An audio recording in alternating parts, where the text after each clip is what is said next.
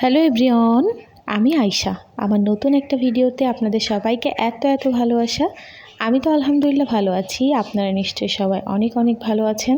আমার শ্বশুর শাশুড়ি আমার কাছে থাকে না, তবে এইবার আমার শ্বশুর আমাদের বাড়িতে বেড়াতে এসেছে। ভীষণই ইচ্ছা করে যে শ্বশুরকে এটা ওটা রান্না করে খাওয়াবো, বাট অসুস্থ যেহেতু পারি না। কিন্তু শ্বশুরের ছোটোখাটো আমার কিছু আবদার পূরণ করতে বেশ ভালোই লাগে। সারাদিন ধরে বৃষ্টি হয়েছে, সারা রাত ধরে বৃষ্টি হয়েছে, সকালেও বৃষ্টি হচ্ছে।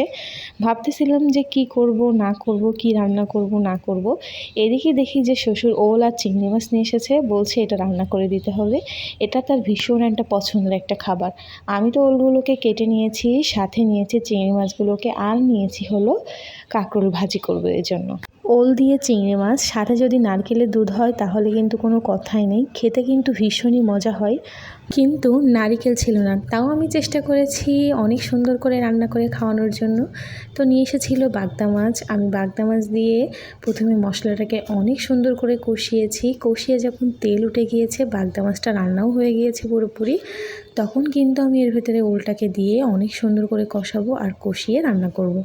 ওল চিংড়ি মাছ দিয়ে, নারকেলের দুধ দিয়ে, কচু দিয়ে, মাছ দিয়ে, এগুলো কিন্তু সবাই খেতে পছন্দ করে না, বাট এগুলো খেতে কিন্তু ভীষণই মজা হয়। যারা একবার খেয়েছে তাদের মুখে হয়তো এটা লেগে থাকবে, তারা আর এটা একদমই ভুলবে না। তো এটাকে আমি অনেক সুন্দর করে কষাচ্ছিলাম। আর এই রান্নাটা কিন্তু আমার শাশুড়ি মায়ের কাছ থেকে শেখা, আমি মায়ের কাছ থেকে এটা শিখিনি। আমার মা রান্না করতো, কিন্তু আমি তো রান্নার পাশে যেতাম না, পড়াশুনো এটা ওটা নিয়ে ব্যস্ত থাকতাম। আর বাবার বাড়ি থাকলে কয়টা মেয়েই বা রান্না করতে যাই বলুন তো। তো আমার ওল আর চিংড়ি মাছ সুন্দর করে কষানো হয়ে গিয়েছে। এখন এর ভেতরে আমি পানি দিয়ে দিলাম কিছুটা, একটু গরম পানি দিয়েছিলাম যাতে গালটা না চুলকায়। ওলটা কেটেছি অনেক ভয়তে, চুলকায়নি।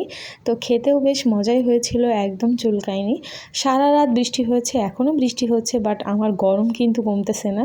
প্রচুর পরিমাণে গরম লাগতেছিল। আর পেছনে দেখুন অনেকগুলো জামা কাপড় যেগুলো শুকায়নি, নেড়ে দেওয়া আছে। তারপর দেখি যে ওলটা সেদ্ধ হয়ে গিয়েছে, রান্নাও প্রায় কমপ্লিট।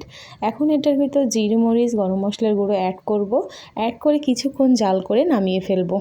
ওল রান্না করলে কিন্তু ওলে একটু বেশি পরিমাণে ঝোল রাখতে হয়, কারণ ওলটা তো একদম খাড়াখাড়ি একটা তরকারি, এতে একটু ঝোল না হলে আসলে সেইভাবে ভাত খাওয়া যায় না। এজন্য আমি একটু ঝোল রাখছিলাম। আর আমি রান্নার সময় ঠিক এইভাবে স্মেল নিই, আমার ভীষণই ভালো লাগে। তো রান্নাবান্না করে সব কিছু রেডি করে খাওয়া দাওয়া করলাম। শ্বশুর তো বেজায় খুশি ছিল। তারপর সব কিছু শেষ করে বিকালে গিয়েছিলাম একটু, সবাই মাছ টাছ ধরছিল সেটা দেখার জন্য। এটা আমার ভীষণই ভালো লাগে। আমার বাড়ির চারিপাশে একদম পানিতে থই থই করে, আর সবাই একসাথে বসে মাছ ধরে। তো কার কার ভালো লাগে অবশ্যই কিন্তু কমেন্ট করে জানাবেন। আর আমার ভিডিওটা যদি ভালো লাগে তাহলে লাইক কমেন্ট শেয়ার অবশ্যই করবেন। সবাই ভালো থাকবেন, সুস্থ থাকবেন। আল্লাহ হাফেজ সবাইকে। আসসালামু আলাইকুম।